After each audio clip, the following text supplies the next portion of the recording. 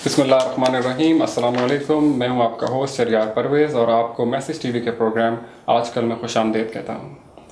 ख़वातीन व हज़रात, 1973 के कॉन्स्टिट्यूशन 51(2)(b के हिसाब से पाकिस्तान में यंग जनरेशन को 18 साल से बड़ी उम्र के नौजवानों को वोट का राइट दिया गया और CCE के सर्वे के मुताबिक इस वक्त पाकिस्तान के अंदर 25 मिलियन अफराद 18 साल से 25 साल की उम्र तक हैं। तो आज के प्रोग्राम के लिए हमने जो मौजू चुना है वो उसी की तरफ फोकस करते हुए, नौजवानों को फोकस करते हुए हमने ये जानने की कोशिश करेंगे कि पाकिस्तान की पॉलिटिक्स के अंदर नौजवानों का क्या किरदार हो सकता है और पाकिस्तान की कंट्री को जो हम इस वक्त जो मसाइल का शिकार हैं, इस वक्त जो हम जिस तरीके के बैरूनी और जो है इंटरनल जो है मसाइल का शिकार हैं, उनके लिए नौजवानों का क्या किरदार हो सकता है। और ख़ास तौर पे जो स्टूडेंट ऑर्गेनाइजेशन है, क्योंकि हमने माजी में देखा कि जो स्टूडेंट ऑर्गेनाइजेशंस थी वो उनका रुझान कुछ एक्सट्रीमिज़म की तरफ था। Extremism not in a sense के जो है जो मजहबी एक्सट्रीमिज़म की बात नहीं कर रहा हूँ मैं, बल्कि उस तशद्दुद की जो एक पॉलिटिक्स हमारे माशरे के अंदर परवान चढ़ चुकी है और जो हमारी जो मारूजी सियासत है उसके जो पॉलिटिकल विंग्स हैं वो भी तशद्दुद का शिकार हैं। और शिकार इन अ सेंस कि वो भी उनका भी अपने जैसे वो खुद भी कभी कभी एग्री करते हैं कि उनकी भी कुछ ऑर्गेनाइजेशंस उनके अंदर इस किस्म के अनासिर मौजूद हैं जो तशद्दुद का रुझान रखते हैं। इसके लिए आज मेरे साथ जो है दो मोअज़्ज़िज़ मेहमान, मैं उनका तारुफ आपके सामने ज़रूर कराऊंगा। ज़रा सा उससे पहले कि अगर ये जो नौजवान हैं हमारे, जो हम कहते हैं हमारे पाकिस्तान का मुस्तकबिल हैं और जिनके हाथ में हमने अपनी भाग दौड़ देनी है अपने मुल्क की, आज मैं ये जानने की कोशिश करूंगा अपने रिस्पेक्टेबल गेस्ट के साथ कि जो है उनका क्या किरदार हमारे पॉलिटिक्स के अंदर हो सकता है, किस तरीके से वो ये जो तशद्दुद का रुझान है, ये जो मारूजी सियासत है स्टूडेंट विंग्स के अंदर भी हमारी ओल्ड पॉलिटिकल तंजीमों की, उनको वो किस तरह दुरुस्त कर सकते हैं, उसके लिए उनका क्या लाया अमल होगा और वो पाकिस्तान का मुस्तकबिल किस तरीके से देखते हैं और किसके हाथ में अपनी बागडोर देने के लिए हम लोग तैयार हैं। और ख़ास तौर पे क्योंकि आज हम देख रहे हैं कि अब 1.5 साल रह गया है, हमने आगे इन्हीं नौजवानों ने वोट डालने हैं। अगर अल्लाह ने चाहा और ये जो हमारा पॉलिटिकल रिफॉर्म और ये वोटिंग रिफॉर्म जो है ये पाया तकमील तक पहुंच गए, तो मैं आप लोगों के सामने अपने पैनल का जो है वो इंट्रोड्यूस कराता हूं। मेरे साथ मौजूद हैं पाकिस्तान तहरीक इंसाफ के रहनुमा आतिफ अली शाह साहब, मैं आपको प्रोग्राम में खुशामदीद कहता हूँ। उनके साथ मेरा साथ देंगे उनके नौजवान, उनके ISF के कारकुन, रहनुमा और रुकन मुईज़ साहब, मैं आपको प्रोग्राम में खुशामदीद कहता हूँ।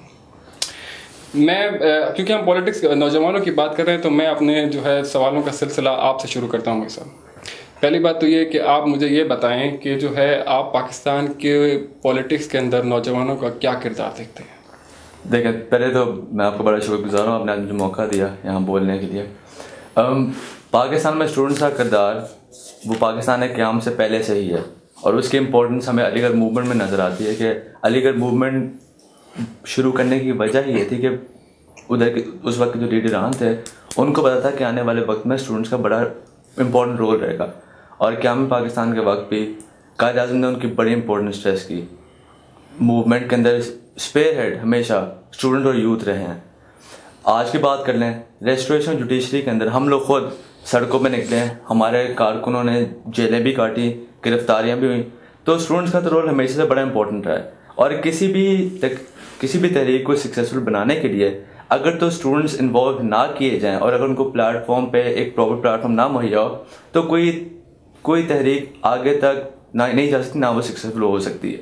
तो स्टूडेंट्स का हमेशा से इंपॉर्टेंट किरदार है और फ्यूचर में भी बड़ा इंपॉर्टेंट किरदार रहेगा। जब आप ये कहते हैं कि फ्यूचर में आपका इंपॉर्टेंट किरदार है तो उसके लिए आपने कोई लाया अमल बनाया है, कोई ऐसी आपकी अपनी तंजीम की बात करता हूँ मैं, पाकिस्तान तहरीक इंसाफ के जो स्टूडेंट विंग है उसके बारे में बात करना चाहता हूँ कि उसके लिए आपकी क्या प्लानिंग है कि आप फर्दर जो है आप पहली बात है कि आप इसको डेवलप किस तरह करेंगे, स्टूडेंट की वो सोच और फिक्र किस तरह देंगे जो एक हम मुस्तकबिल में पाकिस्तान को कहाँ देखते हैं, वो सोच आप किस तरह बेदार करेंगे अपने स्टूडेंट विंग के अंदर। देखिए, जैसे आपको पता है कि मैं इंसाफ स्टूडेंट फेडरेशन से ताल्लुक़ है और ये तहरीक इंसाफ की स्टूडेंट विंग है।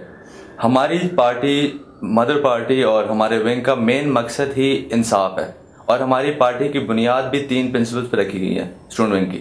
वो है जस्टिस, टॉलरेंस और नॉलेज। तो जो भी हमारे स्टूडेंट हमारे साथ जो ज्वाइन होते हैं उनके अंदर ये 3 प्रीरिक्विजिट्स बड़े इंपॉर्टेंट है। तो और ये इसके अंदर सबसे इंपॉर्टेंट चीज़ है, हम लोग अपनी आवाम के हर तबके को कैटर करते हैं और खान साहब का करिश्मा एक मुतफ़क्का तबके से अपील नहीं करता, वो हर आवाम के बंदे को अपील करता है। इसकी वजह से हमारे साथ एक टार्ट स्कूल का भी स्टूडेंट बैठता है और अच्छे स्कूल और यूनिवर्सिटी का भी स्टूडेंट आके बैठता है। क्यों? क्योंकि हमारा पोर्टफोलियो, हमारा मैनिफेस्टो हर बंदे को अपील करता है। अब आप जो बात करें फ्यूचर की, फ्यूचर में जैसे आपको पता है कि 68% आवाम हमारी वो यूथ है और अगर हम इसी को कैपिटलाइज कर दें तो वोटिंग के वक्त ये एक बड़ी पावरफुल फोर्स के तौर पे सामने आएगी। और खान साहब का जो पैगाम है वो यूथ को भी बड़ा अपील करता है। तो अगर तो हम 68% को कैपिटलाइज कर दें तो इंशाल्लाह आने वाले इलेक्शन में हमारा बड़ा इंपॉर्टेंट किरदार रहेगा। वो बात आपकी सही है, लेकिन आप मुझे ये बताएं कि इसको डेवलप किस तरह करेंगे, खास तौर पे जिसकी तरफ मैंने प्रोग्राम के इब्तिदाइया में जो है इशारा किया है कि एक तशद्दुद का रुझान है कि जैसे हम कॉलेजेस में और यूनिवर्सिटीज की सियासत में देखते हैं, पॉलिटिक्स में देखते हैं, आप MSF हो, APMS हो, PSF हो, ये बाकी जिस तरह की तंजीमें हैं, इनका एक तशद्दुद का रुझान है। आप उसको किस तरह टैकल करेंगे? जिस तरह आपने मिसाल भी दी है कि इसकी जो एक जो हमारा जो है वो मुस्तकिल जो है वो सोच है वो ये है कि हम टॉलरेंस की जो है फिजा पैदा करना चाहते हैं। तो इसके लिए आप किस तरीके से? देखिए जी, एक तो जो 14 नवंबर का जो वाक़या है वो हर अवाम के हर बंदे के सामने है। वो एक मेरी नज़र में वो एक नेशनल बड़ा क्राइसिस था जो खान साहब के साथ किया। लेकिन मैं पंजाब यूनिवर्सिटी के अंदर जो इंसिडेंट हुआ, मैं उस वक्त मौजूद था। तो हमारे जो उस वक्त के मेंबरान थे उन्होंने कहा कि खान साहब बताएं अब क्या हम लोग इस पर रद्द-ए-अमल करें, क्या किस तरह से रिएक्ट करें। तो खान साहब ने कहा मैं नहीं चाहता हम लोग कोई रेडिकल एक्शन लें, कोई स्ट्रीट वायलेंस करें, क्योंकि अगर हम लोग वो करेंगे तो हमारे में और पैसे जमातों में कोई फ़र्क नहीं रहेगा। ना हम असले की सियासत में बिलीव करते हैं, ना हम विक्टिमाइजेशन की सियासत में बिलीव करते हैं।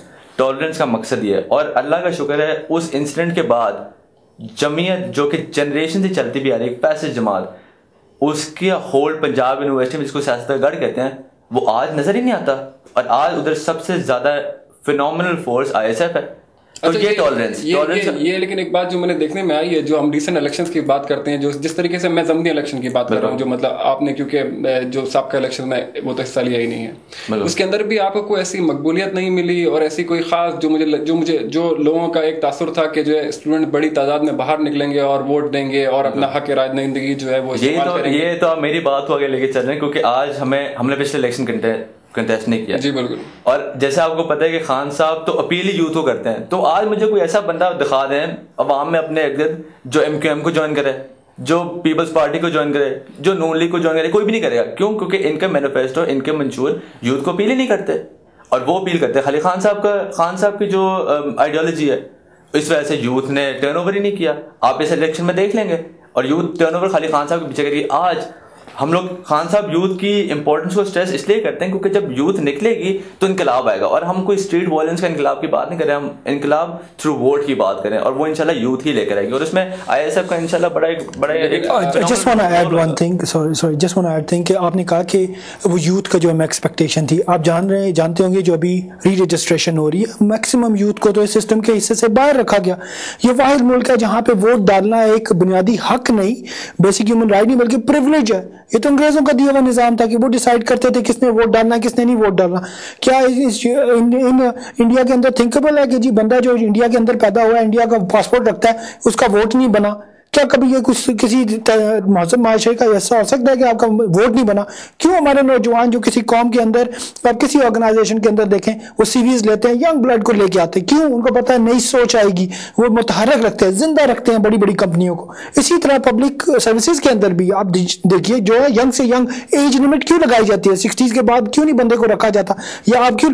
ताकि आपके अंदर वो नए सोच लेके आते हैं। मैं उस बात से आपकी एग्री करता हूँ बिल्कुल आपकी इस बात से, लेकिन मुझे एक बात सिर्फ थोड़ा सा जो मेरे जहन में डाउट है उसको आप अगर क्लेरिफाई कर सकें कि ये तहरीक इंसाफ स्टूडेंट विंग और बाकी ऑर्गेनाइजेशन का स्टूडेंट विंग्स, इनमें क्या चीज है जो इन दोनों को जो है वो डिवाइड करती है? देखिए बहुत जैसे मुईज़ ने बहुत यानी एक्सप्रेसिटली बयान किया कि उसकी बुनियाद बहुत इंपॉर्टेंट है समझना।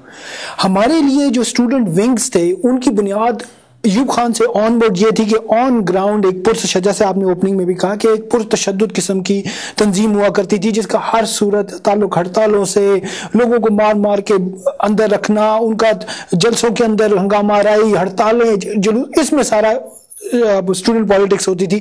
ना पढ़ाई से उनका ताल्लुक, जो मुस्तकबिल बर्बाद हो, यहाँ तक कि शरीफ लोगों को परेशानी हो जाती थी कि उनके बच्चे अगर वो सियासी लोगों के साथ उठने बैठने लग पड़े। जो उन्होंने 14 नवंबर को पंजाब यूनिवर्सिटी में जो तमाम हुआ लाइव टीवी के ऊपर हुआ, उसके अगेंस्ट टॉलरेंस खान साहब ने दिखाई, वो पहली दफा हिम्मत बढ़ाई कि जी जो पढ़े लिखे नौजवान है, जो यूनिवर्सिटियों के अंदर पोजीशंस लेने वाले बच्चे हैं, जो अच्छी फैमिलीज है, उन्होंने कहा कि जरूरी नहीं कि वायलेंस से, खौफ की सियासत के साथ जोड़ के अपने आप को ऐसी फैशिस्ट और सूडो इस्लामिक जमातों के साथ शेखमाल बनाया जाए।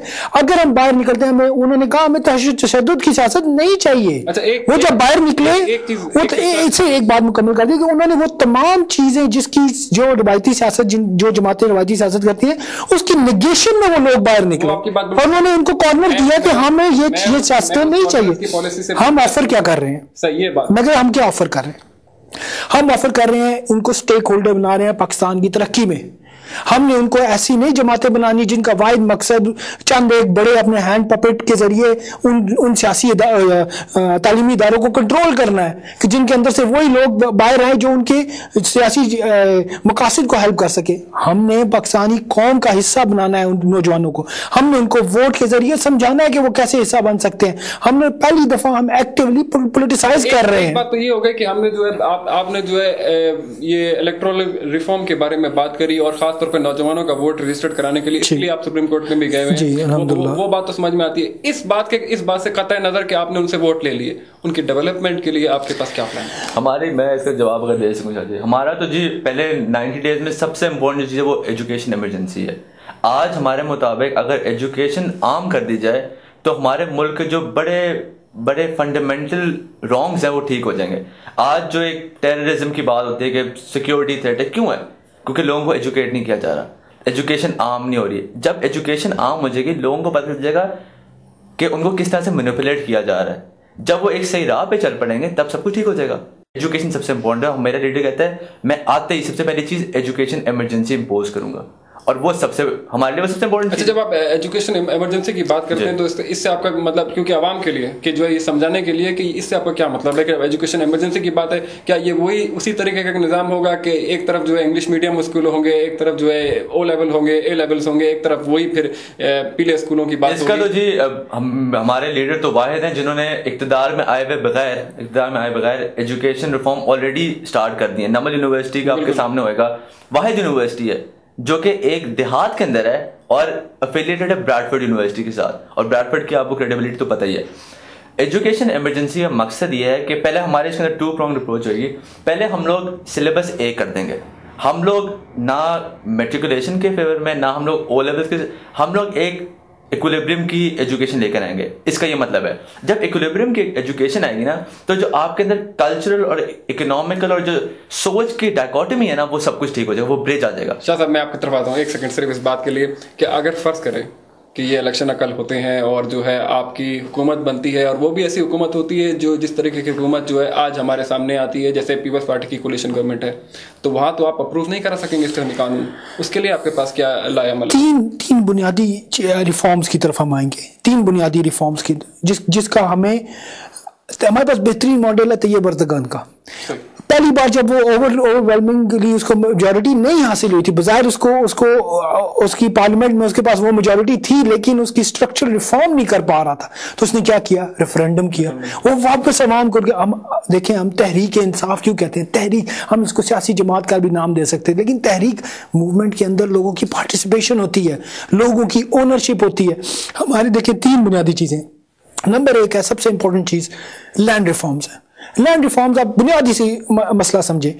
एक पटवारी सिस्टम है हमारा, ग्रेड 5 का वो बंदा है, उसके पास फर्द सबसे 2 बुनियादी उसके पास अथॉरिटी है। नंबर 1 लैंड ओनरशिप किसके पास है? उसका खातेदार उसके पास लिखे हुए। नंबर 2 से रेवेन्यू जनरेट किस तरह होता है। तो हमारा पाकिस्तान 70% लैंड के ऊपर बेस करता है।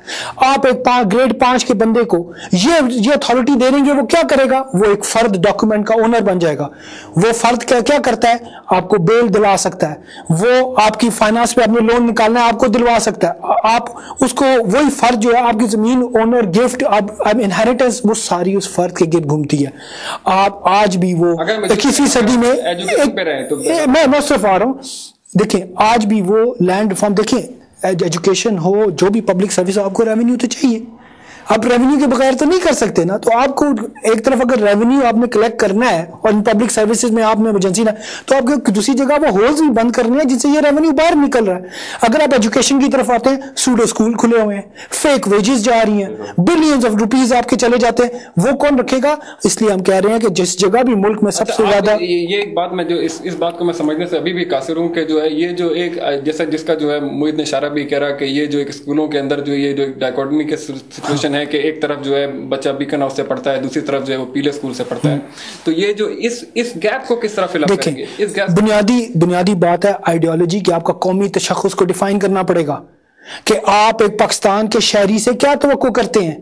एक शहरी की शख्सियत क्या होनी चाहिए? जब तक आप ये डिफाइन नहीं करेंगे, आप किसी जगह गोरा पैदा कर रहे हैं, किसी जगह मौलवी पैदा कर रहे हैं, किसी जगह इस्लामिक एक्सट्रीमिस्ट पैदा कर रहे हैं, कहा सेकुलर फैशिस्ट पैदा कर रहे हैं, आपको वो तशख़्ख़ुस बयान करना पड़ेगा, डिफाइन करना पड़ेगा। हमारा कॉन्स्टिट्यूशन वो डिफाइन करता है कि हमने वो एनवायरनमेंट क्रिएट करना है जिसके अंदर उसकी इस्लामिक शख्सियत बाहर आ सके, जो उसको कौमी धारे में। अब वही बात ये इस बात की तरफ ये बहुत अच्छी पॉइंट है कि मतलब ये जो इन्होंने बात है कि इस्लामी तशख़्ख़ुस उजागर करना है, उसके लिए मतलब क्या स्टेप्स होंगे? और जब अब आप कहते हैं इस्लामिक तशक्कुस, तो इससे क्या मतलब है? पहले तो जी इस्लामिक के अंदर अगर हम लोग इस्लाम को हर चीज अगर मदरसे से एसोसिएट करते हैं तो वो बिल्कुल ही गलत है। हमारे अंदर जो मदरसे का कॉन्सेप्ट है उसको इतने गलत तरीके से मैनिपुलेट किया जा रहा है। मैं उसकी डिटेल में तो नहीं जाना चाह रहा, लेकिन हम मदरसा सिस्टम के बिल्कुल अगेंस्ट है। हमारा इस्लाम बहुत लिबरल रिलीजन है, उसको जब हम लोग आम करेंगे, अमीर का बच्चा भी वो पढ़ेगा, जब गरीब का बच्चा भी वो पढ़ेगा, तो इक्वालिटी का कॉन्सेप्ट आएगा। अब लैंग्वेज एक बहुत बड़ा बैरियर है। गरीब का बच्चा अंग्रेजी पढ़ाते हैं, उसको समझ नहीं आती। आपके सामने डॉक्यूमेंट्रीज बनी हुई है, डॉन में इतनी जगह में डॉक्यूमेंट्रीज आई हुई है। हमने एक ऐसा एजुकेशन सिस्टम लेकर आना है जो कि हमारे इस्लामिक प्रिंसिपल्स को रिफ्लेक्ट करे और हर आदमी के लिए एक्सेसिबल हो, मॉनेटरी टर्म्स में भी और समझ के तौर पे भी वो समझ सके उसको। मैं सिर्फ एक डिफाइन करूंगा यहाँ से पॉइंट कि जी हमारी सबसे बुनियादी एजुकेशन क्या है? पहली से लेके 5वीं तक। इसमें वो किसी स्कॉलर की मुझे बात याद है, उसने कहा मुझे पहले 4 साल दे दो बच्चों के तो मैं तुम्हारी कौम बना दूंगा। वहां पे आपके वो मेल्टिंग पॉइंट है जिसमें आपने इस्लामी और एक कौमी तशख़्ख़ुस जो आपने कहा है वो करना है, आपने बाहर लेके आना है। उसमें क्या है, जैसे इन्होंने बात की कि हमने लैंग्वेज का हिस्सा लेना है। अगर इस्लाम की लैंग्वेज है तो हमें पढ़नी पड़ेगी वो लैंग्वेज। अगर यहाँ पे हमें डॉक्टर्स को यहाँ पे जो भी पढ़ते हैं उनको लैटिन पढ़नी पड़ती है, अगर जो फार्मास्यूटिकल में आते हैं उनको लैटिन पढ़नी पड़ती है। अगर हमारे बच्चे कुरान क्यों नहीं सीखेंगे शुरू में? अगर वो अमीर का बच्चा है या गरीब का बच्चा है वो क्यों नहीं कुरान सीखेगा? अगर वो रिलेट कर सकता है आज की रियलिटी के साथ अपने बुनियादी अकायद के साथ, तो क्यों नहीं वो अपॉर्चुनिटी क्रिएट की जाएगी? हाँ, जो बात ये कह रहे हैं कि हमने जो ये डायकोटमी बनाई हुई है, ये जो किलों के अंदर बंद है कि वो मस्जिद को एक 4 दीवारी की मॉस्क के अंदर बंद करके खुदा ताला कुरान के मैसेज को बाहर से बड़ा सा ताला लगा दिया और मौलवी डिफाइन करेगा कि ये किस मजहब का खुदा है, ये कौम को हमारी हुकूमत को अडॉप्ट करना पड़ेगा। और इसके लिए मैं ये जरूर कहूंगा कि हमारा ये मकसद नहीं है कि हम एक रोल बुलडोज कर देंगे मौजूदा निजाम को। बहुत अच्छे लोग मदारिस में भी हैं जो इनको मेन धारे में लाना चाहते हैं, और दूसरी तरफ अंग्रेजी तालीम रखने वाले भी हैं जो समझते हैं कि दीन का एक बहुत अहम रोल है हमारी कौम की एक पॉलिटिक्स ऑफ द कॉन्शियस को एस्टैब्लिश करने के लिए। ज़मीर की ये जो बात आपने मुझसे करी है, ये बात जो हम यहाँ पर प्रोग्राम के दौरान यहाँ पे कर रहे हैं, मुझे मैं आपसे पूछता हूँ क्योंकि आपकी जो है वो आप बाकी जो हमारे देही इलाकात में जो हमारे जो लोग रहते हैं, जो खास तौर पर नौजवान नस्ल, आप उन तक अपना मैसेज कैसे कन्वे करेंगे? देखिए, ये तो मैंने आपको बात की, मेरा मैसेज मेरे कन्वे करने से पहले ही उन तक पहुंचा हुआ है। क्यों? क्योंकि हमारा लीडर मैंने आपको पहले बताई, किसी एक साइड को अपील नहीं करता, वो हर बंदे को अपील करता है। सच्चा है ना, डर है, हर इशू पे स्टैंड लिया और उस स्टैंड पे खड़े रहे हैं। तो जहाँ मेरी बात, जहाँ स्टूडेंट्स की बात है, हमारे अब तो ISF माशाल्लाह पूरे पाकिस्तान में फैली हुई है। हमारे पास पंजाब की बॉडी है, लाहौर की बॉडी है, फिर पूरे पाकिस्तान की बॉडी है। हमारे पास लोग खुद आते हैं कि हमें बताएं हमारे लिए क्या रिस्पॉन्सिबिलिटी, फिर हमको साइन करते हैं कि ये ये आपकी कॉन्स्टिट्यूंसी, आप इस हल्के में इस बंदे के साथ काम करेंगे। हम उनको ओवर पावर नहीं करने देते, हम अपने इलाके का, जिस इलाके का भी वो ताल्लुक रखते हैं, उसके जो भी प्रोवाइड टिकट होल्डर जो भी होते हैं उनके साथ उनको एफिलिएट करते हैं, उनके साथ काम करते हैं ताकि पार्टी का मैसेज हर आम आदमी तक पहुंचे। अच्छा, अब ये मुझे बताएं कि जो है अभी ये अपकमिंग इलेक्शन के अंदर जो है पाकिस्तान तहरीक इंसाफ एज अ तंजीम और स्टूडेंट उनका विंग जो है एज अ सब ऑर्गेनाइजेशन, आप क्या किरदार देखते हैं? मेरे नज़र में तो जी आने वाला, जैसे मेरा लीडर इतनी कन्विक्शन से कहता है कि हम तो क्लीन स्वीप करेंगे, अगर मैं उन्हीं की बात करूं तो ये भी पॉसिबिलिटी कि हम कर लें, लेकिन इसको अगर प्रैक्टिकली देखा जाए तो इसको इस तरह से लेकर आएंगे सामने। हमने आज इलेक्शन कमीशन में और सुप्रीम कोर्ट में एक पिटिशन दायर की हुई है 3,70,00,000 बोगस वोट की, जिनमें से 1 करोड़ अभी खत्म हो चुके हैं। ये भी हमारे लिए सक्सेस है, 2 हफ्ते पहले अप्रूव हुए। अगर 3,70,00,000 वोटों को अगर हम लोग साइड पे कर दें, आप इसकी इंपॉर्टेंस देखें, आज तक पिछले इलेक्शन में जो टर्नओवर था वो 42% था, और 42% के बाद ये जिसको अपने आपको फेडरेशन की पार्टी कहते हैं, इनको कितना वोट, 22%, हम 20% भी समझ लें, 20% वोट में से 3,70,00,000 बोगस वोट था। अगर आप इसकी रियलिटी देखें ना, जो आज फेडरेशन की पार्टी बनी हुई है ना, इनकी हकीकत 40 से 50 लाख वोटों से ज्यादा नहीं है। तो अगर हम लोग एज ए यूथ 68% को ही कैपिटलाइज करें, हम 68 की भी नहीं बात करते, हम अगर 50% को भी कैपिटलाइज करें, तो आपके सामने मुझे आज एक बंदा दिखा दे, कौन सा यूथ, कौन सा स्टूडेंट एमक्यूएम के पीछे जाता है? कोई नहीं जाता, हर बंदा खान के पीछे, उनकी आइडियोलॉजी। देखिए मैं आपको एक बात बताऊं, इस बात से कतई नजर के जो है ये तो देखें, फिर वही बात है कि जो है हम अजम्पशन की बात करते हैं, हम मफरूजे की बात करते हैं कि अगर ऐसा होगा, क्योंकि हम 50% वोट ले लेंगे, और जब हम 50% वोट ले लेंगे तो फिर हम जो है हम हमारे इलेक्शनियरिंग का टोन मैं समझता हूं कि जी हम कोई रियलिटी को डिनाई नहीं कर रहे, या हम यानी फॉल्स ऑप्टिमिज्म की तरफ की बात नहीं करेंगे, लेकिन मैं एक बुनियादी सी बात करूंगा, हर इंसान का हक है कि उसे इंसाफ मिले। वो इंसाफ के लिए अगर उसके रींग के भी जाना पड़े ना, तो वो इंसाफ के लिए रींग के जाएगा। लोगों ने अपने लाइव टीवी के ऊपर जहर की गोलियां खा ली, उसने उस लड़की ने अपने शौहर की मौत का इंसाफ हासिल करने के लिए, वो तेल डाल के अपने आप को आग लगा लेगा, इंसाफ के पीछे रहेगा। जब हम इंसाफ देंगे तो वो वोट डालेगा नहीं डालेगा। मैं इसीलिए हम कहते हैं कि वो क्लीन स्वीप क्यों करेंगे, क्योंकि अवाम के पास चॉइस ही नहीं है। आप इंसाफ देंगे या अदालतें इंसाफ देंगी, और यही अदालतें इंसाफ देंगी जो आज सामने बैठी है। इंसाफ के बारे में आपका चीफ जस्टिस आप खुद कहते हैं कि जो मेरी मातहत अदालतों में जो कुछ हो रहा है वो आवाम को तो इंसाफ मिल ही नहीं। मैं मानता हूं बिल्कुल, तमाम तर गलतियों के बावजूद क्या होता है यहाँ पे और बाकियों में क्या फर्क है? जब तक इदारे को आप ऑपरेशनल सॉवरेंटी नहीं देते, जब तक उसको आजाद नहीं करते, उसको ये डर है कि पोलिटिसाइज है हैवीली इदारा। मुझे पता है कि 3 पार्टियों के बंदे और 2 अपोजिशन के बंदे बैठ के, एक आर्मी का बंदा बैठ के मुझे डिसाइड करेगा मुझे एक्सटेंशन मिलती है या नहीं मिलती। उसको अपनी नौकरी का डर पड़ा रहेगा कि वो इंसाफ करेगा। हमने जहां की जिस इदारे को सबसे ज्यादा हाईली पेड करना है, वो हमें जस्टिस के इदारे को करना है। जब तक उनको आजादी नहीं मिलेगी, जब तक उनको कोई खौफ नहीं होगा, जब तक उनकी जो अपॉइंटमेंट्स हैं वो किसी भी पॉलिटिकल इन्फ्लुएंस के बगैर होंगी, वो जरूर इंसाफ देंगे। और जब वो कहते हैं ऊपर वाले इंसाफ करना शुरू करते हैं तो नीचे वाले खुद ही ठीक हो जाते हैं। वो नौशेरवां का मुझे याद आ गया कि वो किसी जंगल से गुजर रहा था, तो उसके मालिक ने कहा कि हजूर आप ये अनार के जंगल से, तो उन्होंने कहा कि आप ये अनार तोड़ लेना। उसके वजीर ने कहा कि ये आप ही की सल्तनत है, तो आप जा रहे हैं तो ये आप अनार तोड़ ले। तो उन्होंने कहा, नौशेरवां अपने इंसाफ के लिए बड़ा मशहूर था, उसने कहा अगर आज मैंने ये बगैर पूछे अनार तोड़ लिया ना, तो पीछे फौज मेरी दरख्त जड़ों से उखाड़ के बाहर फेंक देगी। तो वो बात है कि अगर बड़े वाले मिसाल कायम करेंगे तो छोटे को फॉलो करने। मैं आपको छोटी सी मिसाल देता हूँ, प्रैक्टिकल मिसाल देता हूँ। मैं सिर्फ एक मिसाल देनी चाहिए। जुबैर हबीब के नाम से एक बंदा है, डिस्ट्रिक्ट ऑर्गेनाइजर था। उसने 2008 की ये बात है, उसने क्या किया कि उसने क्राइसिस, इंटरनेशनल क्राइसिस ग्रुप वालों ने उसकी ये कोट किया, उन्होंने उसकी ये केस स्टडीज कि उसमें क्या था कि उसके जो लोअर रैंक वाले थे, पटवारी वगैरह, वो यही इधर से लैंड उधर, उधर से लैंड इधर, जो करप्शन हो रही थी। तो उसने कहा, स्ट्रिक्टली कहा कि उसके नीचे जो भी पटवारी हैं, जिस दिन भी जो ट्रांजैक्शन होती है वो लिखी हुई रिपोर्ट दे, और मुझे उस बंदों के फोन नंबर चाहिए, मुझे उन बंदों के टैक्स चाहिए जिन्होंने सेल और परचेज किया। और वो रैंडमली कॉल करता था कि जी आपने सेल किया, परचेज किया, और उसमें से वो जब 2-3 उसने पकड़े और उनको रेस्टिकेट किया, नीचे वाले खुद ही सीधे हो गए। इस करप्ट माहौल के अंदर मैं बात कर रहा हूँ कि वो हमारे पास ऐसी मिसालें मौजूद हैं, सिर्फ उनको कल्टीवेट करने की देर है। एक बात जो मुझे खास तौर पे आजकल के हमारे कुछ ऐसे दानिश्वर हैं जो ये बात करते हैं कि ये तो कौम ही करप्ट हो चुकी है, ये तो वो कौम है जो दूध के अंदर जो है पानी मिलाते हैं, ये वही कौम है जो बकरे के अंदर जो इंजेक्शन भरते हैं, ये वही कौम है जो कुंडे लगाते हैं और जो है टैक्स नहीं देते हैं। हालांकि ये एक फैक्ट है, देखिए कार भी नहीं कर सकता। बदतरीन कौमें, क्या हम अरबों से ज्यादा बदतरीन थे? क्या हम चाइना की अफीमची कौम से ज्यादा बदतरीन है? क्या रशिया हमारे सामने टूटा हुआ नहीं था? आज कहां खड़ा है रशिया? कौमों पे अच्छे बुरे वक्त आते हैं, उन्हें विजनरी लीडर लेके चलते हैं।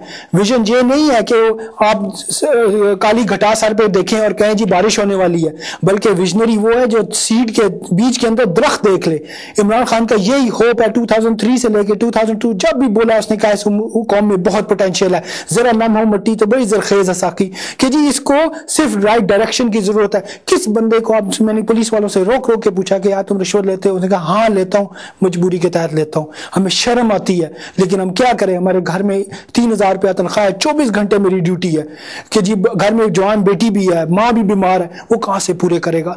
तो वो लिए आपको लगता नहीं है कि पैसे की जरूरत पड़ेगी? वो बिल्कुल वो जो रेवेन्यू जनरेशन है जिसकी खान साहब अक्सर बात भी करते हैं, तो वो किस तरह होगा? देखें 174 बिलियन पाकिस्तान का जीडीपी है, जो शर्म से सर झुक जाता है। तीसरी बड़ी पाकिस्तान वर्ल्ड इकोनॉमी है, इकोनॉमी के लिहाज से। ह्यूमन कैपिटल है कि 11 अरब डॉलर की इस टाइम इंटरनेशनल रेमिटेंस पहुंच चुकी है पाकिस्तानियों की।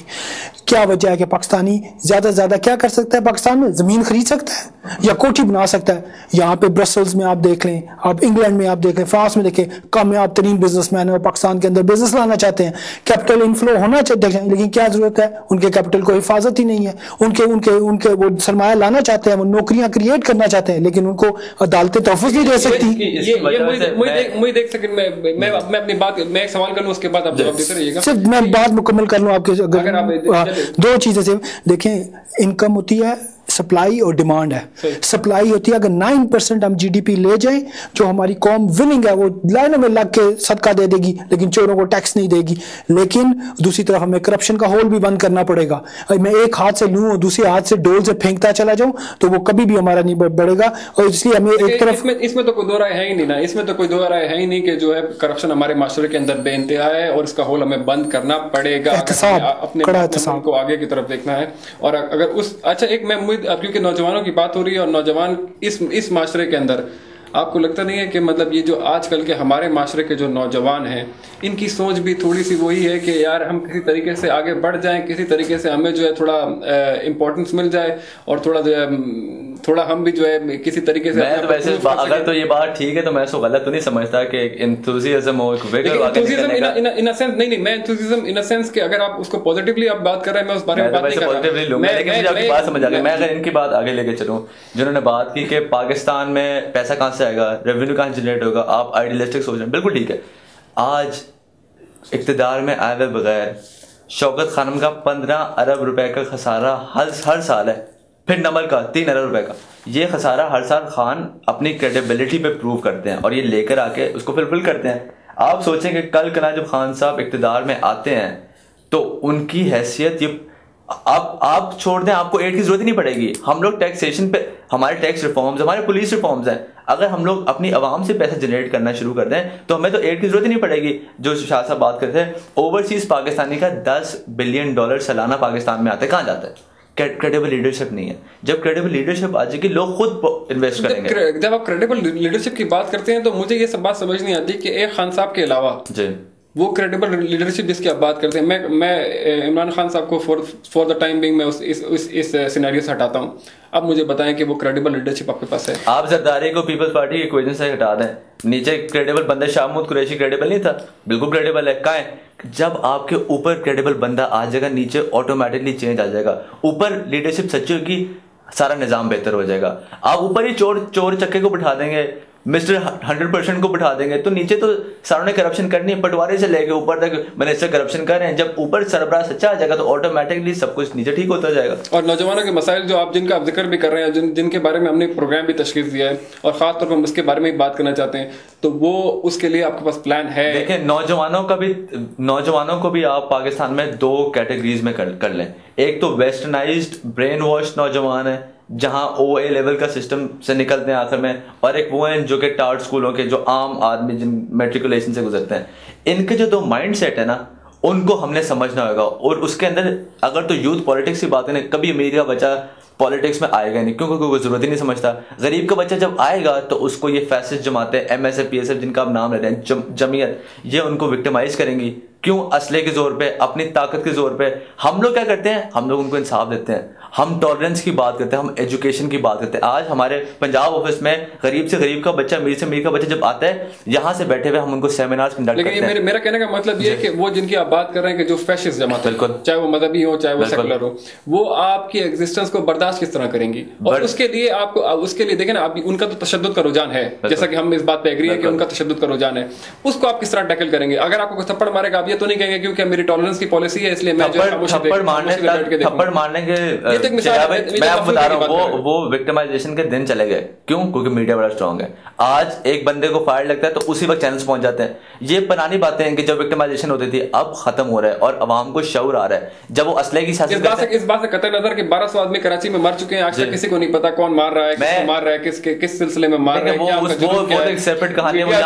वो यहाँ से MQM निकलती है, कैबिनेट से, गवर्नमेंट से निकलती है, वहां जाके वो तशद्दुद करती है, वो रहमान साहब इधर पहुंच जाते हैं, उनकी डील कराते हैं, वापस बैठ जाते हैं। Coming back to your point कि जी देखें, जो हमारे लिए बहुत ज़बरदस्त एग्जांपल है, जब पंजाब यूनिवर्सिटी में जिन लड़कों ने जो आपके सामने तलबा ने जो किया, मेजॉरिटी पाकिस्तान तहरीक इंसाफ का साथ बन गया। आज उन्हीं लोगों में से काफी लोग हैं जिन्होंने ऑफिस, फारूक हबीब साहब है, मैं उनका बताता हूँ, पंजाब के आज कन्वीनर और बड़े अच्छे तरीके से काम करे, वो पैगाम पूरे पंजाब। फिर हाफिज फरहत है, जमीयत का हेले कॉलेज का नाजिम था, आज खान साहब के बड़े क्लोज हैं, काम करें। क्यों? हम लोग उनको लुक नहीं करें। ये वही लोग हैं जो पुराने उसी मारूजी सियासत के हिस्सेदार अगर होते तो हमारे साथ ना जुड़ते। पाकिस्तान तहरीक इंसाफ की मिसाल देखें, आपको याद होगा शायद। देखें मीठे पानी की मछली खारे पानी में जिंदा नहीं रहती। पाकिस्तान तहरीक इंसाफ का मसला ये है कि उसका माहौल ऐसा है कि उसके अंदर करप्ट बंदा नहीं रह सकता। बजाय उस बंदे को हो सकता है उसका एनवायरनमेंट नहीं मिला, उसकी अपॉर्चुनिटी नहीं मिली कि वो करप्शन ना करे। अब किसी बंदे को हम क्यों कहते हैं कि वही पाकिस्तानी होता है, पाकिस्तान के अंदर जाता है, करप्शन के बगैर वो सांस नहीं ले सकता, उसको निकाल के इस एनवायरनमेंट में लेके आते हैं, कामयाब तरीन लॉ अबाइडिंग सिटीजन बन जाता है। क्यों? उसको एनवायरनमेंट देने की बात है। पाकिस्तान तहरीक इंसाफ उन स्टूडेंट्स को एनवायरनमेंट देती है, अब एजुकेशन के लिए स्ट्राइव करते हैं, पाकिस्तान में पॉजिटिव तब्दीली के लिए करते हैं। आपसे शाह साहब, मैं आपको एक और वाकये की तरफ लेके जाता हूँ कि मैं जिस तरह, जब मैं जवान हुआ, जब मैं अपने तालीमी दौर से गुजर रहा था, तो मैंने एक देखा कि एक असले का कल्चर है जो हमारे स्टूडेंट ऑर्गेनाइजेशंस के अंदर आ चुका है। उसके लिए क्या प्लान? देखिए, हमारे डी वेपनाइजेशन के लिए बड़ी क्लियर पॉलिसी है पाकिस्तान तहरीक इंसाफ की। हम सख्ती से जो कह रहे हैं, ये क्या बात हुई कि जी MNA जा रहा है, 10 लश्करे पीछे बंदूकें लेके एंटर होते हैं, क्या कल्चर हम प्रमोट कर रहे हैं। एक लाइसेंस निकलता है, 100 बंदों ने उसके ऊपर असला निकाला है। कराची के अंदर MQM के एक MPA ने एक असले के ऊपर 100 क्लाशनकोफ निकल रही है। सबसे इंपॉर्टेंट चीज है, अगर पाकिस्तान में अमन कायम करना है, डी वेपनाइजेशन करनी होगी, स्कूलों में तो तालीमी दारों में तो उसका तस्वुर खत्म करना होगा। भाई जो बात है ना असले की सियासत, वो असले की सियासत तब होती है जब उनके पास कोई आइडियोलॉजी ना हो, तो वो अपने जोर पे, अपने असले के बेस पे लोगों को ट्रैक करते हैं, भत्ता सिस्टम, असला। लेकिन हमारी पार्टी का स्टैंड में बड़ा क्लियर है, हम अपने स्टूडेंट्स को अपनी आइडियोलॉजी की वजह से ट्रैक करते हैं। और वही बात है जो हमने पहले की, उधर ही जमीयत के स्टूडेंट जब हमारे साथ जुड़ते हैं तो हमारे साथ काम करते हैं, हम उनको असले की सियासत नहीं करते, हम उनको भत्ता नहीं देते, हम उनको मुआवजा नहीं देते, वो हमारे साथ हमारी आइडियोलॉजी की वजह से जुड़े हुए। और आज बड़ा उनका बड़ा इंपॉर्टेंट किरदार है। खान साहब के लाहौर के फंक्शन में स्टूडेंट्स हमेशा आगे होते हैं। आप अगर मैं उनको बहुत काफी दिनों से फॉलो कर रहा हूं और मैं इस बात का बिल्कुल, लेकिन ये मैंने फिर भी मैं एक चीज का, अभी आपने थोड़ा धरने की सियासत हमने खान साहब की देखी थोड़ा दिनों पहले तक, वो भी एक नया कॉन्सेप्ट है हमने, लेकिन उसमें भी मैंने वो जो आप जितना शोर था, जितना यूथ थी और जितना सब कुछ था, वो नजर नहीं आया। देखें बुनियाद इस चीज का क्रेडिट मैं इस चीज का क्रेडिट खान साहब को बिल्कुल देता हूँ कि वो इस हालात के अंदर इन सारे, जबकि उनको खुद भी जो है सिक्योरिटी थ्रेट भी हैं, उसके अलावा भी वो लोगों को लेकर बाहर निकले, अपनी आवाम में गए, उनको इकट्ठा किया और एक कॉज के लिए खड़े हुए। मैं इस बात से एग्री करता हूं, लेकिन फिर भी मुझे जो एक होता है ना ओवरवेलमिंग, एक बड़े जिस तरह हमने धरने के, जिस तरह हमने लॉन्ग मार्च के दौरान देखा कि एक बड़ा एक जो है शरिया भाई, इसमें आपसे डिसएग्री करूंगा, क्योंकि ये इसमें मैं मीडिया को ब्लेम करूंगा। जो पेशावर का फंक्शन था, अगर आप उसकी स्टिल फोटोग्राफ्स देखें, 70,000 लोग थे, मीडिया ने पोर्ट्रे किया 5,000 लोग थे। आप इमेजिन करें, लोग सड़कों में सोए हैं, एक पॉपुलैरिटी है। अब वो उसमें जब मीडिया की फंडिंग जब ये बिजनेसमैन करेंगे, जिनकी पार्टी एफिलिएशन होंगे, पॉलिटिकल एफिलिएशन होंगे, वो तो कभी एक चीज ऐड करना चाहूंगा जो अभी आज तक अपने प्रोग्राम्स में खान साहब को सपोर्ट भी करते हैं, खान साहब को इनवाइट भी करते हैं, उनको पूरा मौका भी देते हैं। लेकिन अब जब हम लोग धरनों पे जाते हैं तो हम लोग एजेंसीज के अगेंस्ट खड़े हुए, हमारी वाहिद पार्टी है जो एजेंसियों के अगेंस्ट खड़े हुए, क्योंकि आज ड्रोन अटैक तो हुकूमती और एजेंसियों के बेनतिहा ऐसे हमारे एनालिस्ट हैं, ईशा जी इतने सारे बहुत बेनतिहा ऐसे एनालिस्ट है जो कहते हैं कि भाई ये जो इत्तेहाद है ये तो अब एजेंसियां करवा रही हैं और अब तो खान साहब की कुछ एजेंसी एक बुनियादी चीज समझे। मैं ये नहीं कहता कि 5,000 थे या 50,000 थे, मैं कहता हूँ 5 बंदे थे, लेकिन वो हुकूमती बसों पे नहीं आए थे। वो बंदे अपना पैसा लगा के आए थे, अपनी जान हथेली पे रख के आए थे, वो पाकिस्तान के लिए बाहर निकले थे। ये वो क्वालिटी पाकिस्तान की केडर है जो पाकिस्तान के साथ जीना मरना है पाकिस्तान के साथ। अब आप वो कोई कॉन्सर्ट देखने नहीं आए थे, लेकिन मैंने आपसे ये बात पहले एग्री कर ली है कि उस कॉज से मैं बिल्कुल जो है इत्तेफाक करता हूँ इस बात से, लेकिन इस बात से कतई नजर कि जो है मैं इस कॉज से इत्तेफाक करता हूँ या नहीं करता, लेकिन बात ये सारी की सारी के नौजवानों का जो हम देखते थे कि एक बड़ा किरदार होगा अपकमिंग पॉलिटिक्स के अंदर, जिसका मुझे इशारा भी किया और उसने ये भी कहा कि बहुत तादाद में अगर जो नौजवान किसी तंजीम को ज्वाइन कर रहा है तो वो तहरीक इंसाफ है सिर्फ और सिर्फ। लेकिन हमें वो देखिए हमारी अगर हमारी रिवायती किस्म की सियासत होती, अगर हम देखते वही जलसों की सियासत, वही बसें जा रही हैं, खाने पक रहे हैं, अब डिस्ट्रीब्यूट करें, हमारी सियासत है बैलेट बॉक्स की सियासत। हम वहां पे हिट करेंगे जहां डिफरेंस क्रिएट हो। हमें जरूरी है ये बड़े बड़े ड्रामे क्रिएट करना और स्क्रीन के ऊपर बड़े प्ले, हम तो कर लेंगे, कौन को फैसला करना होगा कि उसने करना है या नहीं, और मैं आपको गारंटी देता हूं कौन फैसला कर चुकी है, नौजवान फैसला कर चुका है। अगर आसमान टूट जाए या जमीन फट जाए, हमें कोई तो इससे तब्दीली से नहीं तो चेंज कर सकता। खान साहब मिड टर्म के जो है नारे लगा, मिड टर्म तो देखिए, मिड टर्म हमारे लिए फायदा नहीं है। मिड टर्म हम कहते हैं जितना ये बेड़ा गर्क करे अपना, हमारी पॉपुलैरिटी है, हमें गरीब, हमें अपनी कौम का तरह सारा 18 घंटे आप उस तस्वर नहीं कर सकते। 50 डिग्री सेंटीग्रेड में दिमाग खोलने लग पता है कौन इंसान जिंदा है। आप 2 नंबर दवाइयां मिल रही है, डॉक्टर नहीं मिल रहा, एजुकेशन का बेड़ा गर्क, नौकरी कोई नहीं। हम पाकिस्तान चाहिए कि जहन्नम चाहिए? इसको क्या मसाइल पे तो हम दिन और रात बात देखें। इंसान अगर रोजा रखता है ना, इंसान सुबह रोजा रखता है, उम्मीद पे रखता है शाम को मगरिब को अजान होगी रोजा टूट जाएगा। ये कैसा रोजा है जिसकी उम्मीद ही नहीं टूटने वाली? तो जब तक हम ये रोजा नहीं तोड़वाएंगे तो Pakistan even 1,000 mile journey start with the first step.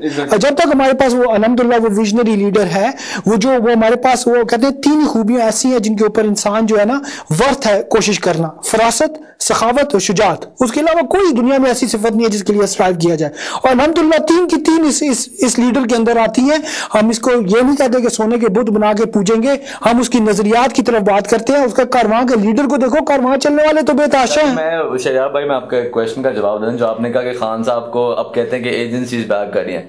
मैं तो इस बात से बड़ा हैरान हूं, एजेंसीज खान साहब को क्यों बैक करेंगे? इसमें तो 2 एजेंसीज बैक उस बंदे को करती हैं जो कि बिक सके, या तो जो पावर पॉलिटिक्स की सियासत करो। हम तो दोनों चीजों से बिल्कुल दूर हैं। अगर हमने पावर पॉलिटिक्स की सियासत करनी होती, जब पार्टी को बने हुए 2 महीने नहीं हुए थे तो हमें वजारत उज़्मा मिल गई थी। जिस बंदे ने पावर पॉलिटिक्स करनी होती है वो वजारत उज़्मा नहीं छोड़ता। दूसरी बात पैसा, वो अपनी इधर जिंदगी सेलिब्रिटी लाइफ छोड़ के गरीब आदमी के मसलों की क्यों बात करता है? क्योंकि उसको पैसे की जरूरत ही नहीं है, वो पाकिस्तान के बारे में बात करे। तो ये जो एजेंसियों की बात है ना, ये तो बिल्कुल स्टूपिड सी बात है कि जो आज लोग कहते हैं। मैं ये बात नहीं, लेकिन ये बात बहुत ही ये तो प्रोपेगेंडा है। मैं इसलिए बात बता रहा हूँ, मैं इसलिए बात करूंगा, आपकी बात बिल्कुल बजा है कि लोग इसलिए बात करते हैं कि वो ये एजेंसियों की सियासत देखते आए हैं। वो तो IGI से बना हुआ नवाज शरीफ देखते आए हैं, वो पीपल पार्टी के टूटते धड़ेबाजियां देखते आए हैं, वो तो MQM की सियासत एजेंसियों से बनी हुई देखे, वो तो जमातियों की सियासत देखते आए हैं। उनको तो पहली दफा पाकिस्तानियों की सियासत का सामना हुआ है। खुद मैच फिक्स करके आए हैं, वो कहते हैं हर कोई मैच फिक्स करके आया हुआ है, सिर्फ मैं एक बात जरूर यहाँ पे कहूँगा कि जहाँ तक अवाम के मसाइल हैं वो पाकिस्तान तहरीक इंसाफ के मसाइल हैं, लेकिन हम जो क़यादत लोगों को दे रहे हैं, जो हम क़यादत सामने पेश करना चाह रहे हैं, वो कामयाब तरीन लोग हैं। हो सकता है उनकी आम लोगों के उनके बड़े बड़े जमींदार नहीं होंगे, वो बड़े बड़े इंडस्ट्रियलिस्ट नहीं होंगे, लेकिन अपने प्रोफेशन में उन्होंने इतनी दाल रोटी कमा लिया कि उनको मुल्क लूटने की जरूरत नहीं है। और इंशाल्लाह वक्त आया तो आप उनको जरूर देखेंगे कि वो देने वाले होंगे, लेने वाले नहीं होंगे। और ये नौजवानों के लिए जो है मतलब मैं पुरुम्मीद रहूं कि जो है खान साहब के पास नौजवानों के लिए विजन, सोच, फिक्र मौजूद है। नौजवान के लिए जो खासतौर पर जो मुईद ने बात करी आज जो है कि हम एक पैरेलल एक जो है इक्विलिब्रियम क्रिएट करेंगे और हर इंसान, हर नौजवान के लिए, हर बच्चे के लिए पाकिस्तान तहरीक इंसाफ भाई ये हो रहा है, ये आज नहीं हो रहा। हमारी पार्टी की बुनियाद, मैं आपको नाम लिया, हसन खान न्याजी ने रखी, जुबैर न्याजी ने रखी, बड़े 7-8 साल उनको साथ करते हुए इन्होंने जब बुनियाद रखी, आज 5-6 साल गुजर गए इस बात को और पार्टी एक नेशनल पार्टी बन चुकी है, जो कि एक इलाके से हमने शुरू किया था। हम यूनिवर्सिटीज में नहीं जा सकते थे, क्यों? क्योंकि वही पहले बात असले की सियासत होती थी, पावर पॉलिटिक्स होती थी।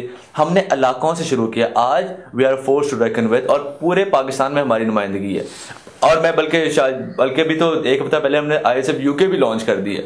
तो ये अब ये ना कि यूथ जुड़ेगी, यूथ ऑलरेडी जुड़ चुकी है। देखिए बुनियादी नजरिए को समझे, मैं उस बात से देखिए ना, जिस तरह के इमरान जैसे खान साहब की एक पॉलिसी है, खान साहब की एक सोच है, खान साहब की क्रेडिबिलिटी है, तो उसके साथ जो और लोग हैं, जो हमारे माशरे के अंदर इस किस्म के लोग हैं जो क्रेडिबल हैं, वो क्यों खान साहब से के करीब आना नहीं चाहते हैं? या अगर करीब आना चाहते हैं तो उनको क्या चीज है जो उनकी राह में हाइल है, जो उनको मना करती है? आप इतने अरसे, अब 11 साल 13 साल एक सियासत के अंदर हो जाए तो उसके बाद लगता है कि ऐसा है कि खान साहब अकेला चेहरा है जो पूरी पार्टी के अंदर नजर आता है। देखिए पाकिस्तान तहरीक इंसाफ स्टेटस को की पार्टी नहीं है, बुनियादी सा मसला है।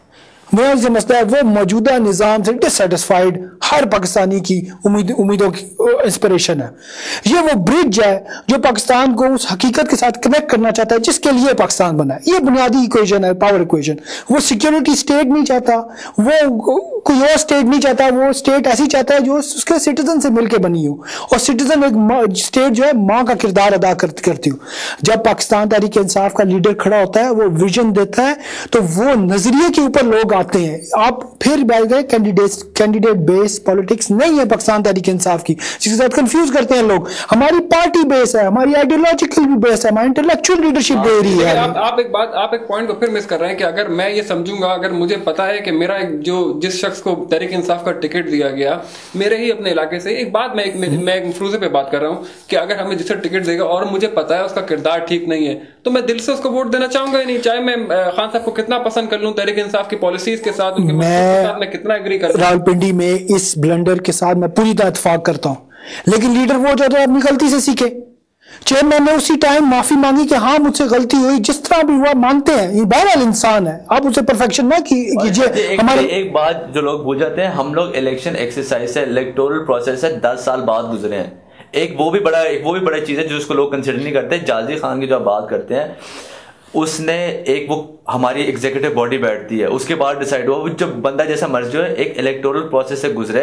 और बाय इलेक्शन, असेंबली इलेक्शन की जो बात करते हैं, उसमें कभी anti government, anti state party जीत ही नहीं सकती, क्योंकि पूरी स्टेट मशीनरी उसको हराने में लगी होती है। आप लाहौर के इलेक्शन की क्यों नहीं बात करते?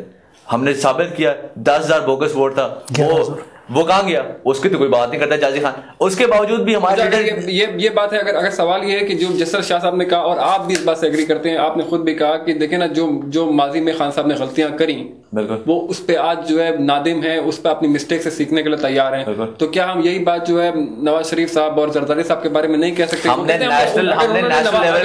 अगर उन्होंने ज़ियाउल हक साहब ने उनको बनाया, तो आज वो ज़ियाउल हक साहब उनके ऊपर जो है। सियासत में बहुत ज्यादा जरूरी होता है कि आप ये ना देखो कि अल्फाज क्या कह रहे हैं, बल्कि उसके एक्शन क्या बोल रहे हैं।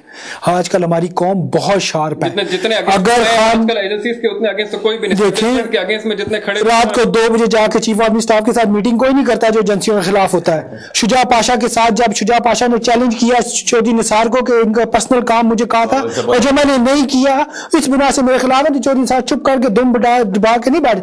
बात यह है कि हम आर्मी हमारा इदारा है, एजेंसियां हमारा इदारा है, हम उनके खिलाफ तो नहीं है। हम तो कहते हैं कि आईनी आईनी इदारे के अंदर हर इदारा काम करे, एक बैलेंस लेके आए पाकिस्तान के अंदर। ये ना हो ये पाकिस्तान सिर्फ आर्मी वालों के लिए, ब्यूरोक्रेट्स के लिए, लैंड ओनर के लिए, बड़े बड़े बिजनेसमैन के लिए, इनके लिए बन के रह जाए और 18 करोड़ अवाम जो है सियासी यतीमों की तरह उनको ट्रीट किया जाए कि जी उनको एक सुतेली माँ जैसा सलूक उनके साथ किया जाए। हम कौम को पाकिस्तान लेके दे रहे हैं वापस। अगर कायद आज़म ने मुल्क बनाया था तो इमरान खान कौन बना के दे रहा है इस मुल्क को? इंशाल्लाह मेरी तो आरज़ू है, मेरी ख्वाहिश है कि पाकिस्तान जो है हमारी कौम एक कौम बने, हजूम से बाहर निकले। और ये जो सोच है और ये खास तौर पे रेडिकलाइजेशन जो हमारे माशरे के अंदर हैं, और ये जो एक तरीके के दो एक्सट्रीम्स बन चुके हैं। एक तरफ वो लोग हैं जो इस तस्वुर को जो ये कहते हैं कि मजहब का जो है ताल्लुक सिर्फ और सिर्फ आपके अपने पर्सनल अमल के साथ है, उसको आप जो है अपनी माशियात से, अपनी पॉलिटिक्स से, अपने दूसरे जो इज्तिमाई पहलू हैं उनसे नज़रअंदाज कर दें। और एक वो लोग हैं जो ये कहते हैं कि ये मजहब ही है जो इंसान को रहने का, जीने का, करने का, बिजनेस का, बाकियों का तरीका सिखाता है। तो ये जो एक दिख रहा है ना, मैं जो बात कर रहा हूँ कि दो जो है और दो एक्सट्रीम्स हैं, और इन दो एक्सट्रीम को किस तरीके से वो फिजा पैदा करी जाए कि ये एक दूसरे के करीब आए और एक कंसेंसस की फिजा बन जाए। और वो जो सोच है, ये सोच परवान चढ़े कि Pakistan come first not in a practical way. और मुसलमान हैं हम, और हमारी एक सोच है कि हमने जो है अल्लाह ताला के कानून को भी मानना है और अपने मुल्क को प्रोग्रेस भी करना है। देखिए, सियासत में बहुत ज्यादा जरूरी होता है कि उसका लीडर इश्यू को डिफाइन कैसे करता है। जैसे आपने एक सवाल किया, यकीन माने सोल्यूशन देना तो बाएं हाथ का काम है। अब जिस बंदे को खड़ा कर दें वो 10 लाख बंदों को मिले, 10 लाख आपको मिलेंगे, लेकिन how you define the issue, ये प्रॉब्लम है। देखिए, पाकिस्तान तहरीक इंसाफ का कैसा विजन है पाकिस्तान के लिए? वो कहता है Islamic, modern Islamic welfare state. Modern Islamic ना, वेस्टर्नाइजेशन इज मॉडर्नाइजेशन। हम कह रहे हैं कि देखें, हम रियलिटी के साथ कनेक्ट कर रहे हैं मजहब को, उस वे ऑफ लाइफ को जो हमारा तशख़्ख़ुस है, जिसकी वजह से पाकिस्तान बना है। वरना हम तो इंडिया के अंदर में पैदा होने की क्या जरूरत थी? ये नहीं कि मुसलमानों के लिए बना है। मुसलमान तो इंडिया में भी रह रहे हैं, पाकिस्तान से ज्यादा मुसलमान रह रहे हैं, उनको क्या तकलीफ है? हमारा ये था कि हमारा way of life under threat है। कायद आज़म ने जो बुनियाद रखी है हमारे वे ऑफ लाइफ, हमारा जो जिंदगी का तशख़्ख़ुस, हमारा ये मकसद नहीं था कि हम बाकी वे ऑफ लाइफ के खिलाफ ऐलान जंग कर दें, लेकिन जो हमारा बुनियादी हक है कि हम ऐसी जिंदगी, ऐसे एनवायरनमेंट के अंदर रहें जो हमारे इस्लामी शख्सियत को, इस्लामी तशख़्ख़ुस को बरकरार रखे, उसके लिए था। अच्छा, उसमें दो चीजें, एक वो है जिन्होंने मजहब को, जो दीन को मजहब में इख्तियार किया, मजहब in a sense particular school of thought, और उसके ऊपर यानी काफिर और मुसलमान के फतवे देने लग पड़े। उसकी बहुत बड़ी वजह थी कि स्टेट ने रिलीजन को निगलेक्ट किया, ऐसे लोगों के हाथ में दे दिया जिनका जैसे अकाउंटेंट है रोजी कमाता है, डॉक्टर है रोजी कमाता है, वैसे मौलवी भी है रोजी कमाता है। It has nothing to do with people's life. हालांकि उसका बहुत बड़ा रोल था। ये तो मैसेज है जो कुरान है, ये तो इंसानियत के लिए मैसेज था, ये कोई मौलवी की रोटी कमाने के लिए नहीं था। लेकिन अंग्रेज ने सेकुलरिज्म जो इस्टेब्लिश किया बरसगीर के अंदर, सबसे पहले उसने दीन को मुक़य्यद किया मस्जिदों के अंदर, उनको बाहर लगाए ताले। दूसरी तरफ हमारी जो प्रैक्टिकल पब्लिक लाइफ है, जैसे सर्विस कमीशन है, बाकी है, उसके अंदर एक हमने अगर politics of the conscious introduce करवानी है, अगर ज़मीर की पॉलिटिक्स इंट्रोड्यूस करानी है, अगर उमर का वो स्टेटमेंट कि जी अगर फरात के गरीब कुत्ता भी मर जाता है तो मैं इसका जिम्मेदार हूं, ये वो वे ऑफ थिंकिंग है जो इस्लाम स्टैब्लिश करता है। क्योंकि वो कहता है कि इस दुनिया के बाद असल दुनिया है, कि इस दुनिया के बाद एक आखिरा है जिसके अंदर वो जवाबदेह है। और यहाँ इस दुनिया में मैंने मटीरियली लोगों को बेनिफिट करना है, मैंने उनके स्टैंडर्ड ऑफ लिविंग को बेहतर करना है, मैंने उनको सिक्योरिटी प्रोवाइड करनी है। उसकी पर्सनल जिम्मेदारी, देखिए करना ना करना एक अलग चीज है, लेकिन उसकी सेंस ऑफ डायरेक्शन सही होना चाहिए, उसका मॉरल कंपास काम कर रहा है कि नहीं। आप मेरी बात समझे कि जो सेंस ऑफ डायरेक्शन की बात करते हैं वो तो इक़्तिदार में पता चलेगा। देखिए, मैं सिर्फ बात मुकम्मल कर लूं कि आपने कहा ये कैसे दो एक्सट्रीमें जो है आप कनेक्ट करेंगे। सबसे इंपॉर्टेंट चीज होती है जो सोसाइटी है उसकी सोचें कैसे रिफ्लेक्ट होती है इंस्टीट्यूशंस में, सिविल इंस्टीट्यूशंस में। सिविल इदारे क्यों बनाए जाते हैं? कि वो रिफ्लेक्टिव होते हैं पूरी सोसाइटी की सोच के।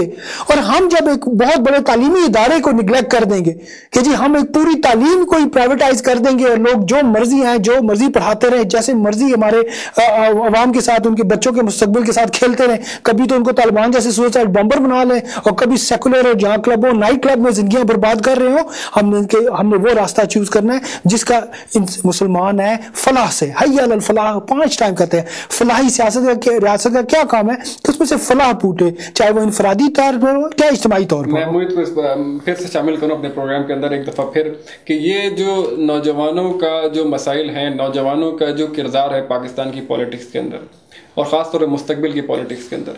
आपको लगता है कि वो खान साहब के पास वो करिश्मा है जो अब उनकी ज़ात के अंदर, कि वो इसको ओवरकम कर सकेंगे? कि ये जो एक मैं आपको थोड़ी सी एक मिसाल देना चाहता हूँ इससे पहले, कि आपने देखा होगा कि जब हमने मुल्क बनाया तो हमारा नज़रिया ये था कि हम 2 कौमें हैं और हमारे जो है क्योंकि हम 2 कौमें हैं, 2 डिफरेंट तशख़्ख़ुस रखते हैं, तो इस वजह से हमें मुल्क चाहिए अपने लिए। लेकिन आज हम देखते हैं कि बेइंतहा कौमें हैं, और ख़ास तौर पे नस्लियात की सियासत, लिसानियात की सियासत, मज़हब की सियासत, और इसके बाद इसको इतना ज़्यादा जो है वो आगे बढ़ाया गया है और इस तरीके से जो है इसको एक्सप्लॉइट किया गया है कि अब ऐसा लगता है कि शायद इसका ख़ात्मा जो है वो नामुमकिन हो गया है।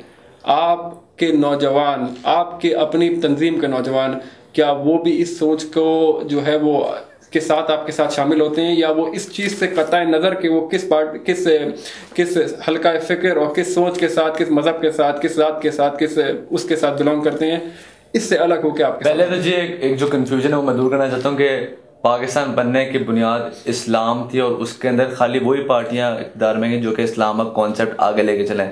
इस्लाम के तौर पे अगर ये चीज़, तो वो पार्टियां जैसे जमात इस्लामी है, इसको कभी इक़्तिदार क्यों नहीं मिला? क्योंकि इस्लाम का मैनिपुलेटेड मतलब सामने लेकर आते हैं और अवाम को ब्रेन वॉश किया जाता है। हमारा आपके साथ है जमात इस्लामी आजकल, ये बात समझ लें, आपके आगे ग्रैंड लाइन्स हिस्सा है वो, आप ये मत समझिएगा कि लेट मी करेक्ट यू, नहीं नाराज हो जाए, नहीं बिल्कुल ऐसी बात किसी करते हैं हम हमारा भी लाइन्स किसी के साथ, बेशक, चाहे मजहबी हो चाहे सियासी हो। ये आपको याद होगा कि आप इलेक्शन का बायकॉट उन्होंने आपके साथ ही किया था, नवाज शरीफ साहब ने भी किया था, वो तो नवाज शरीफ साहब ने भी था, वो तो कोई जमात इस्लामी ने हिस्सा नहीं लिया आपके उस पर, उनका अपना जाती फैसला। अगर तो वो हमारे साथ जुड़ते हैं वो तो फिर बड़ी अजीब सी बात है, क्योंकि हम 2 डिफरेंट आइडियोलॉजीज की बात करें।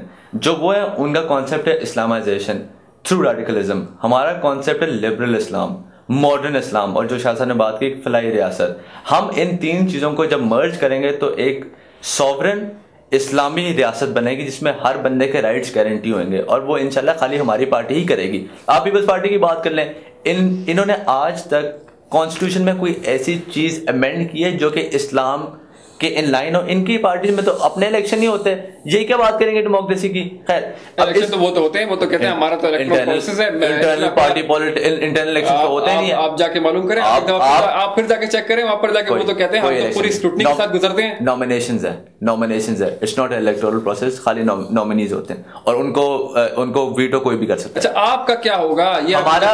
अब जब अपकमिंग इलेक्शन शुरू होंगे तो उसके अंदर आपका जो आदमी इलेक्टोरल प्रोसेस जो है उम्मीदवारों का, ये उम्मीदवारों का क्या प्रोसेस आप हम तो इक़्तिदार में आने से पहले ही अपनी पार्टी के अंदर 2 दफा इलेक्शंस करा चुके हैं पाकिस्तान में। आज तो यूके में भी इलेक्शंस हो रहे हैं, हमारी पार्टी के जो यूके के नुमाइंदे उधर भी इलेक्शंस हो रहे हैं। तो आप हमारे से डेमोक्रेसी की बात करें, हम वाहिद पार्टी हैं जो कि इलेक्शंस के बिलीव करते हैं और अकाउंटेबल लोगों को, हम लोगों को अकाउंटेबल करें। हम इसमें ये नहीं कि कोई चेयरमैन साहब ने ऑर्डर दे दिया कि वो बंदा मुंतखब होगा तो वही होगा, ऐसे बिल्कुल नहीं होता। हम उनको पूरे इलेक्टोरल प्रोसेस से गुजरवाते हैं, उसके बाद उनको एक प्रॉपर पोस्ट दी जाती है, उसके बाद भी एक टेन्योर सेट होता है, 2 या 3 साल का टेन्योर होता है, उसके बाद फिर इलेक्शन होते हैं। अच्छा, और ये 2 दफा हो चुका है पाकिस्तान में। खान साहब जो है नौजवानों के साथ राब्ते में रहते हैं? बिल्कुल रहते हैं। मैं आपको बता रहा हूँ, अभी खान साहब 1 हफ्ता पहले हैं तो मैं उनसे खुद मिला, मैंने उनको बताया कि हमने ISF लॉन्च किया, और वो इस बात का आपकी राय को जो है वो अहमियत देते हैं। बिल्कुल, उन्होंने कहा कि मैं आपको उनके डायरेक्ट कॉल करता हूँ, उन्होंने कहा कि नौजवानों का किरदार आने वाले फ्यूचर में बड़ा इंपॉर्टेंट है और मैं उसको फर्दर स्ट्रेस नहीं कर सकता क्योंकि मैं ऑलरेडी हर जगह पर उसको स्ट्रेस कर रहा हूँ। खान साहब ने तो ये भी कह दिया कि वो यहाँ हर यूनिवर्सिटी का दौरा करेंगे और स्टूडेंट मोबिलाइजेशन पे वो तो बात ही यूथ की करते हैं। आप उनको टीवी चैनल्स पे इंटरव्यू उठा रहे हैं। तो बिल्कुल मैं मेरा कहने का मतलब ये कि एक होता है बात करना और एक होता है राय को अहमियत देना कि आपने जब एक चीज है आपने ब्रेनस्टॉर्मिंग कर ली है, उसके बाद आप एक नतीजे पे पहुंच गए, तो अब उस पॉलिसी को की इम्प्लीमेंटेशन है, क्या वो उस तरफ भी कोई राय वो खान साहब के हमारे जो एक्टिविस्ट हैं वो पार्टी के ओहदेदारान नहीं है, वो स्टूडेंट्स हैं। हमारी जो भी रैलीज निकलती हैं, जो भी एक्टिविज्म होता है उसमें स्टूडेंट हमेशा स्पेयरहेड होते हैं। हमारे पार्टी के जो बड़े PTA के जो अफसरान हैं वो सामने रहते हैं, हमेशा स्टूडेंट्स होते हैं। और खान साहब के जो धरने की जो आपने पहले बात की उसके अंदर भी नंबर्स और जो आपको लोग नजर आए वो स्टूडेंट्स ही थे। देखें जो पार्टी की आवाज़ है ना, जो ज़मीर है, इस बात को समझे, मैं बार बार ये ज़रूर कहता हूँ, आपने जो पार्टी का ज़मीर है ना वो वर्कर्स की आवाज़ है। खान साहब जब चेयरमैन, ये पाकिस्तान तहरीक इंसाफ ये बाकी पार्टियों की फैशिस्ट पार्टी नहीं है। यहाँ chairman is abide by the public opinion. उनको कई, मैं आपको मिसालें दे सकता हूँ कि हमारी पार्टी के अंदर बहुत बड़े बड़े होता को छोड़नी पड़ी पाकिस्तान तहरीक इंसाफ पाकिस्तान तहरीक इंसाफ उनको छोड़नी, जिनको हम लेके आए बाज इस बुनियाद में लेके आए कि वो इस कदर बड़े हैं, लैंड ओनर्स हैं कि जी अगर वो लाए तो वो बहुत बड़ी तब्दीली ले आएंगे, लेकिन वो अपनी पुरानी किसी पिटी सियासत पाकिस्तान तहरीक इंसाफ में इंट्रोड्यूस करवाना चाहते थे, उनको छोड़नी पड़ी वो पाकिस्तान। या उनमें से एक हमारा पूरे पंजाब का नाज़िम था, ऑर्गेनाइजर था, जिसको छोड़नी पड़ी, और वो सिर्फ और सिर्फ यंगस्टर्स के यूथ के के पीछे। आप इस बात को, ये बहुत बड़ा मौजू है, नौजवानों के मसाइल है, और हम आगे भी इस मसाइल को डिस्कस करते रहेंगे क्योंकि वक्त कम है और हमने बहुत सारी चीज़ों को डिस्कस करना है, बहुत सारी बातों को जो है आप लोगों के, लेकिन जो बातें मैं आप लोगों के अपने प्रोग्राम के तवज्जुह से सामने लाया हूँ, मेरी आप लोगों से गुजारिश है कि इन बातों को अपने, जब आप वोट देने के लिए जाएं, जब आप आगे के मुस्तकबिल पाकिस्तान के लिए सोचें, तो इसको ज़रूर अपने सामने रखें, और जो आप फैसला करें उस फैसले में ये राय, ये ज़रूर अहमियत रखें कि वो ऑनेस्ट फैसला हो, और आपकी जो क़यादत है वो आपके मसाइल हल कर सके, ख़ास तौर पे नौजवानों के मसाइल, जैसे एजुकेशन सिस्टम के बारे में बात हुई, ये जो पैरेलल निज़ाम चल रहे हैं इन निज़ाम के बारे में बात हुई, ये जो करप्शन का जो निज़ाम है इसके बारे में बात हुई। मैं आपसे अपने चैनल के तवज्जुह से, आप लोगों से, मेरे पाकिस्तानी भाई बहनों से, मेरे कम्युनिटीज़ से ये गुजारिश है कि जब आप नेक्स्ट टाइम वोट देने के लिए जाएं तो इस बात का ख्याल रखें कि आपका लीडर आप में से हो। अगले प्रोग्राम तक के लिए शरियात परवेज़ को इजाज़त दीजिए। अस्सलाम वालेकुम वरहमतुल्लाहि वबरकातुहू।